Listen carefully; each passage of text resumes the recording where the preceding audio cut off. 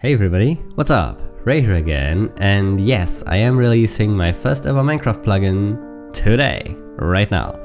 Because this is not only Devlog episode 3 for WorldShaper, this is also the announcement video for the release of WorldShaper version 0.1. You can find the download link in the description, but before you go there I ask you to stay with me here for a minute or so, because I have another, possibly even more exciting announcement to make in a few minutes. It's also regarding WorldShaper, so definitely stick with me here until then.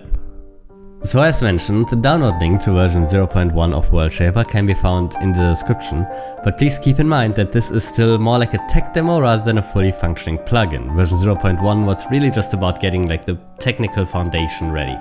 However, I would still of course appreciate if a lot of you checked it out, see what it's all about, give me feedback, bug reports, etc. So please feel free to download the plugin and check it out, even if it's not really ready for any sort of production environment just yet. Now I do want to quickly go over the changes and additions since last episode. We'll be pretty quick here because there's not that much to talk about actually. First of all, and this is the only real in-game change, you can now expand, retract and move your area. Keep in mind that changing your selection will recalculate your area based on the selection, and this will reset all the modifications that you made to the area. Secondly, and this will be interesting for the server admins out there, permissions are now a thing. I have implemented permissions for all the relevant actions and commands that you can do in WorldShaper. And thirdly, also interesting for the admins, we do also now have a configuration file. It is admittedly still pretty bare bones, but it will be expanded over time with the future updates. Now all of this, everything you can do within WorldShaper, including all the commands, as well as all of the permissions and all of the configuration settings, are now also described in the documentation, the link to which you will also find in the description. Now you might be thinking, that's not all that much progress for all the time since the last Devlog episode, and you would be completely correct. The reason for that is the second announcement of this video, which I'm going to make right now. So far you might be thinking that WorldShaper is really just shaping up to be some sort of clone of WorldEdit, maybe with a few more bells and whistles here and there. But in the long run, that's not what I'm going for with WorldShaper. I intend for WorldShaper to be a tool focused on allowing players to define complex actions to remove a lot of the tedium that comes with map editing and terraforming. So instead of doing action A, then doing action B, then doing action C over and over and over, you would define a tool that does these actions in order as you define them. And then you would be able to use the tool to do what you want to do without having to manually perform all of these actions in order yourself. Now to achieve this, I want to include web tools that integrate with the plugin to allow you to create even more complex automations that you can then use in-game.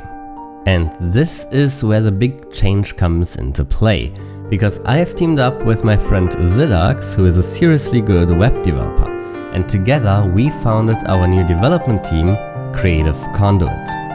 As Creative Conduit, we will not only create creative building plugins like WorldShaper, but we will also create the very web tools that I just mentioned that then integrate with these plugins to allow you to streamline your building workflows even more. This will allow you to get rid of a lot of the tedious tasks involved in building large projects and will allow you to focus on the creative tasks instead. Now I can't actually show you anything in that regard just yet because, we literally just started, but you can join our Discord to stay up to date on everything that we do. Talking about, I didn't mention Discord at all until now. Since Zid and I have now joined forces as Creative Conduit, my personal Discord server is no longer the place for WorldShaper. You can still check it out of course, and the link is in the description, but it will now only be the place for everything regarding my YouTube channel here, everything I do here, my Marath project, Fantasyland, other videos that I have planned, and stuff like that. But for WorldShaper and everything related to it, we have now created our new Discord server for Creative Conduit. The link to that one is also in the description.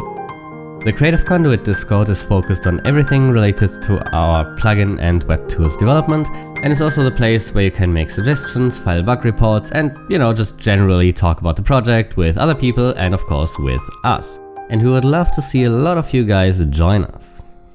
So that's about it. I have to say I'm personally very excited about the future of our new project, and I hope that I could transfer some of that excitement to you guys as well.